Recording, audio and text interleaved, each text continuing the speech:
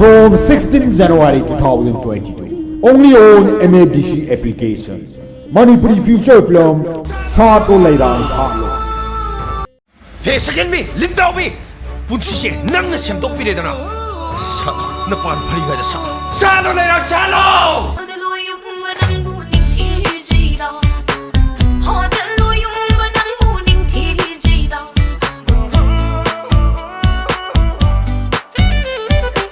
Manipuri film bu khoida zaba babok singa madi MABC app ki customer singa kari numita karamba puja da tharakadage haina ngai duna leiriba Manipuri future film Saalo Lairang Saalo numit mangani yu oiba premiere lagriba January ki tarik 13 nongmaiji numiti ayuk pung 3 taba matamda MABC app ta sumsoi soidana phangbiragani 꿈다러 오르고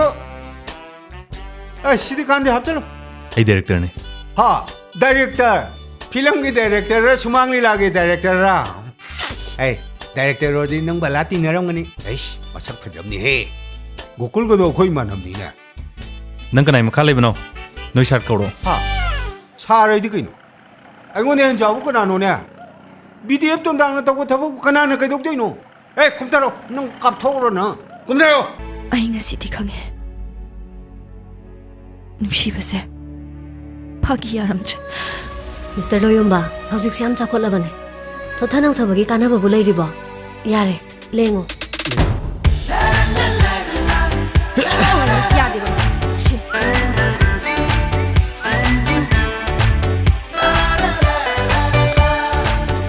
Hena Kupa Marogidama, I call you toll free number 0120404114 da contact Obiro. Nang wane ay tawag yan.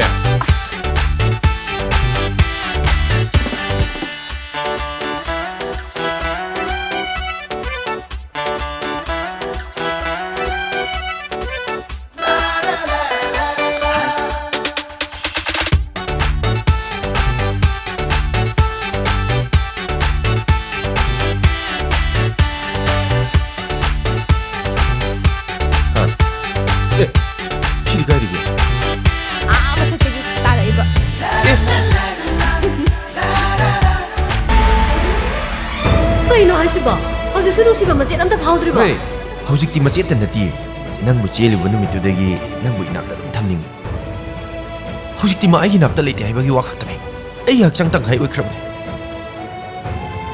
ꯃꯥꯒ ꯑꯩꯒ ꯊꯦꯡꯅꯈꯤꯕꯗꯣ ꯑꯦꯛꯁꯤꯗꯦꯟꯅꯦꯅ ꯈꯜꯂꯣ ꯍꯥꯏꯌꯣ ꯑꯦꯛꯁꯤꯗꯦꯟꯅꯦꯅ ꯈꯜꯂꯣ ꯍꯥꯏꯌꯣ papa ꯀꯩꯅꯣ ꯇꯧꯏꯗꯨꯕꯣ ꯋꯥꯔꯦ 이빨 ꯅꯨꯡꯉꯥꯏꯔꯤꯅꯤꯅꯦ ꯁꯦ ꯍꯧꯒꯠꯂꯣꯁꯦ ꯁꯦꯔ ꯃꯉꯥꯅꯤꯅꯦ ꯇꯧꯊꯔꯛꯏꯁꯦ 이또ꯝꯇ ꯊꯛꯈꯥꯏꯔꯛꯏꯅꯦ papa ꯁꯦ ꯍꯧꯒꯠꯂꯣꯕ ꯑꯝꯇ ꯍꯧꯒꯠꯂꯣꯕꯁꯦ ꯋꯥꯔꯦ ꯄꯥꯕꯁꯤꯗꯤ ꯃꯅꯨꯡꯗ ꯃꯤ ꯂꯩ ꯍꯥꯏꯕ ꯍꯦ ꯀꯅꯥ ꯅꯨꯡꯗꯥꯡꯁꯤꯗ ꯃꯅꯨꯡꯗ ꯀꯅꯥ ꯂꯩ ꯑꯩꯈꯣꯏꯗ ꯂꯩꯔꯤꯁꯦ ꯂꯩꯔꯥꯡ ꯍꯥꯏꯕ ꯂꯩꯔꯥꯡ ꯍꯣꯏ ꯂꯩꯔꯥꯡꯗꯣ ꯁꯤꯗ ꯆꯦꯜꯂꯛꯑꯦꯕ ꯂꯩꯔꯥꯡꯁꯤ ꯂꯩꯕ ꯍꯣꯏ ꯂꯩꯔꯥꯡ ꯆꯦꯜꯂꯛꯑꯕꯣ ꯕꯦꯝꯃ ꯑꯃꯨꯛꯁꯨ ꯂꯨꯍꯣꯡꯕ ꯇꯥꯔꯕ꯭ꯔꯥ ꯇꯧꯔꯤꯁꯤꯕꯣ ꯕꯦꯝꯃ ꯄꯥꯎ ꯋꯥꯔꯨꯝꯀꯣ ꯂꯥꯏꯕꯛꯇ ꯇꯝꯃꯝꯕ ꯌꯥꯄꯣꯟꯇꯦꯅꯦꯀꯣ ꯁꯨꯝ ꯂꯧꯁꯟ ꯇꯥꯔꯦꯅꯦ ꯕꯦꯝꯃ ꯅꯃꯥꯟꯅꯕꯤ ꯑꯣꯏꯇꯥꯔꯁꯨ ꯏꯃꯥ ꯀꯧ ꯇꯥꯕ ꯃꯥꯅ ꯑꯩ ꯌꯥꯎꯗꯅ ꯆꯦꯜꯂꯛꯄꯗ ꯃꯥꯅ ꯏꯀꯥꯏꯔꯝꯒꯗꯕꯗꯣ ꯃꯥꯏ ꯒꯣꯗ ꯋꯥꯈꯜꯗꯤ ꯅꯨꯡꯉꯥꯏꯔꯦꯅꯦ ꯅꯨꯡꯉꯥꯏꯇ꯭ꯔꯗꯤ ꯀꯩꯅꯣ ꯅꯪꯁꯨ ꯅꯪ ꯆꯦꯟꯕ ꯅꯨꯃꯤꯠꯇ ꯑꯣꯏꯔꯗꯤ ꯅꯨꯡꯉꯥꯏꯔꯣꯏꯗ꯭ꯔꯣ ꯅꯤꯡꯗꯨꯅ ꯈꯠꯄꯁꯨ ꯅꯠꯇꯦ ꯂꯥꯡꯅꯤꯡꯗꯨꯅ ꯂꯥꯡꯕꯁꯨ ꯅꯠꯇꯦ ꯏꯁꯩꯒꯤ ꯇꯟꯊꯥꯅꯤ ꯌꯦꯡꯅꯤꯡꯊꯥꯒꯤ ꯏꯁꯩ ꯇꯟꯊꯥꯅꯤ Online khapta natana offline da yengba yabagi khudongchaba su pijari. 바소 ꯈꯪꯗ꯭ꯔꯦ ꯅꯨꯡꯁꯤꯕꯅ ꯊꯜꯂꯦ ꯃꯧꯔꯦ ꯊꯝꯃꯣꯏ ꯁꯤꯅꯤ ꯐꯥꯎꯕ ꯀꯧꯔꯦ ꯃꯧꯔꯦ ꯊꯝꯃꯣꯏꯁꯦ ꯁꯤꯒꯅꯤ ꯐꯥꯎ ꯀꯧꯔꯦ Miss Lairang, ꯑꯩꯁꯤ ꯈꯨꯅꯥꯡ ꯆꯥꯕ ꯂꯩꯆꯤꯟꯕ ꯃꯤ ꯑꯣꯏꯅ ꯎꯕ꯭ꯔꯥ ꯕꯦꯃꯥ ꯅꯪꯕꯨ ꯅꯃꯥ ꯅꯄꯥꯅ ꯏꯀꯥꯏꯕ ꯍꯥꯏꯕꯗꯨꯕꯨ ꯃꯆꯦꯠ ꯑꯃ ꯐꯥꯎꯕ ꯇꯝꯕꯤꯔꯛꯇꯕ꯭ꯔꯥ ꯄꯥꯕꯨꯡ ꯁꯥꯅꯕꯨ ꯏꯀꯥꯏꯕ ꯈꯪꯒꯗ꯭ꯔꯣ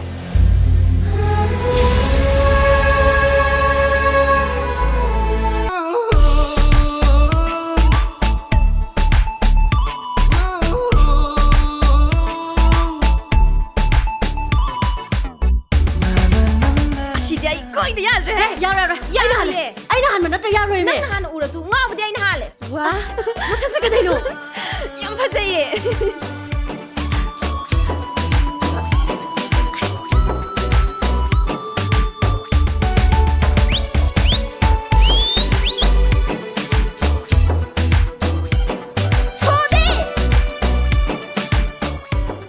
ꯂꯣꯏꯁꯤꯜꯂꯣ ꯀꯩꯅꯣ ꯊꯥꯗꯣꯛꯑꯁꯦ ꯊꯥꯗꯣꯛꯑꯣ ꯍꯦ ꯊꯥꯗꯣꯛꯑꯁꯦ ꯀꯩꯅꯣ ꯇꯧꯔꯤꯁꯤꯕꯣ ꯊꯥꯗꯣꯛꯑꯣ ꯍꯥꯏꯕꯅꯦ ꯊꯥꯗꯣꯛꯑꯣ ꯍꯥꯏꯕꯅꯦ ꯉꯥꯏꯈꯣ ꯂꯩꯔꯥ ꯊꯥꯗꯣꯛꯑꯣ ꯍꯥꯏꯕꯅꯦ ꯊꯥꯗꯣꯛꯑꯁꯦ ꯊꯥꯗꯣꯛꯑꯣ ꯍꯥꯏꯕꯅꯦ ꯃꯐꯝꯁꯦ ꯑꯣꯐꯤꯁꯅꯤ ꯅꯪ ꯀꯥꯎꯔꯕꯣ ꯍꯥ ꯅꯪ ꯇꯩꯁꯦ ꯀꯩꯅꯣ ꯑꯣꯐꯤꯁꯁꯤꯗꯒꯤ ꯊꯕꯛ ꯊꯥꯗꯠꯄꯗꯨꯅ ꯑꯩꯅ ꯄꯥꯝꯃꯤꯁꯦ ꯑꯣꯐꯤꯁꯁꯤꯗꯒꯤ ꯊꯕꯛ ꯊꯥꯗꯠꯄꯗꯨꯅ ꯑꯩꯅ ꯄꯥꯝꯃꯤꯁꯦ ꯑꯩꯅ ꯅꯨꯡꯁꯤꯔꯤꯁꯦ ꯅꯪꯒꯤ ꯊꯕꯛꯇꯣ ꯅꯠꯇꯦ ꯅꯪꯅꯦ ꯑꯩꯅ ꯅꯨꯡꯁꯤꯔꯤꯁꯦ ꯑꯣ ꯗꯥꯝꯆꯥ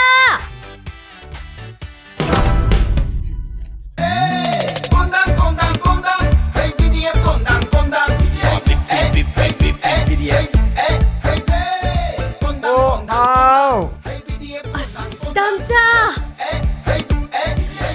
ꯀꯥꯏ ꯆꯠꯂꯨꯏꯅꯣ ꯗꯥꯝꯆꯥ 이년 맞아. 꽃 기대 까부긴 락보네. ꯑꯗꯣ ꯗꯥꯝꯆꯥ 아우. ꯑꯩꯈꯣꯏ ꯒꯥꯔꯤꯗꯣ ꯌꯥꯗꯗꯅ ꯒꯥꯔꯤ ꯁꯦꯝꯕ ꯆꯠꯈ꯭ꯔꯦꯕ ꯁꯦꯜꯁꯨ ꯑꯝꯇ ꯌꯥꯎꯗ꯭ꯔꯕ ꯂꯨꯄꯥ 500 ꯈꯤꯇ ꯄꯤꯔꯝꯃꯨ ꯀꯣ ꯗꯥꯝꯆꯥ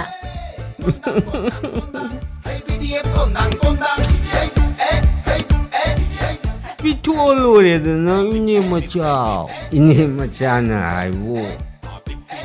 셀럽신미 500. Thank you ꯗꯥꯝꯆꯥ ꯗꯥꯝꯆꯥꯒꯤ ꯇꯧꯕꯤꯃꯟ ꯁꯨꯡꯀꯥꯎ ꯀꯥꯎꯖꯔꯣꯏ ꯆꯤꯔꯣꯜ ꯂꯩꯕꯤ ꯅꯪꯗꯤ ꯑꯩꯉꯣꯟꯗ ꯍꯦꯟꯅ ꯆꯥꯎꯕ ꯃꯤꯁꯛ ꯊꯦꯡꯅꯔꯕꯁꯨ ꯃꯈꯣꯏꯗ ꯑꯃꯨꯛ ꯆꯤꯔꯣꯜ ꯇꯧꯈꯤꯅꯤ ꯑꯩꯅ ꯅꯪꯒꯤ ꯁꯥꯖꯠꯄꯨ ꯇꯨꯀꯠꯆꯩ ꯁꯥꯔ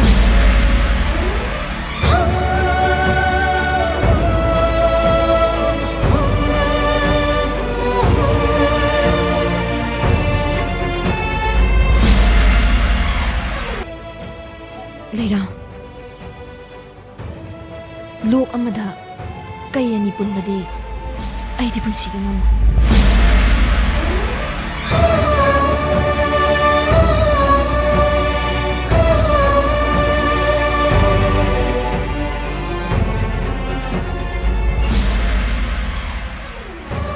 ꯈꯟꯅꯁꯦꯕ ꯂꯩꯔꯥꯡ ꯈꯛꯇꯅ ꯅꯨꯄꯤꯔꯣ ꯑꯩꯕꯨ ꯍꯣꯃꯣꯔꯕ ꯑꯩꯕꯨ ꯌꯥꯝ ꯊꯤꯕ꯭ꯔꯣ ꯁꯦ ꯌꯦꯡꯉꯨꯅꯦ ꯌꯦꯡꯉꯨꯕꯁꯦ ꯌꯦꯡꯉꯨꯕ ꯐꯖꯗ꯭ꯔꯣ ꯑꯩꯁꯦ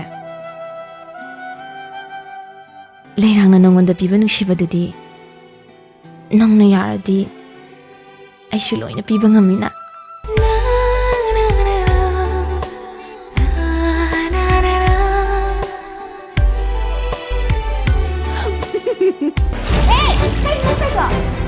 ꯑꯩ ꯆꯥꯛꯀꯤ ꯃꯀꯣꯛꯇ ꯏꯁꯤꯡꯒ ꯍꯩꯖꯤꯜꯂꯗꯅ ꯃꯃꯥꯏ ꯂꯩꯁꯤ ꯈꯪꯗ꯭ꯔꯅ ꯅꯪꯒꯤꯗꯣ ꯎꯁꯤꯠꯇ꯭ꯔꯤꯔꯣ ꯍꯥ ꯎꯁꯤꯠꯇ꯭ꯔꯤꯔ ꯍꯥꯏꯕꯅꯤꯅꯦ 예능타기 레이는 마르시다 온등 사나버기 온동아이시디 노래 For free booking, please contact our toll-free number 0120-40-4114 from 12 January 2022.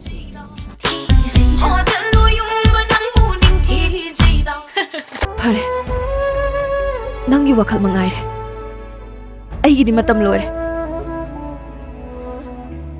ꯑꯗꯨꯕꯨ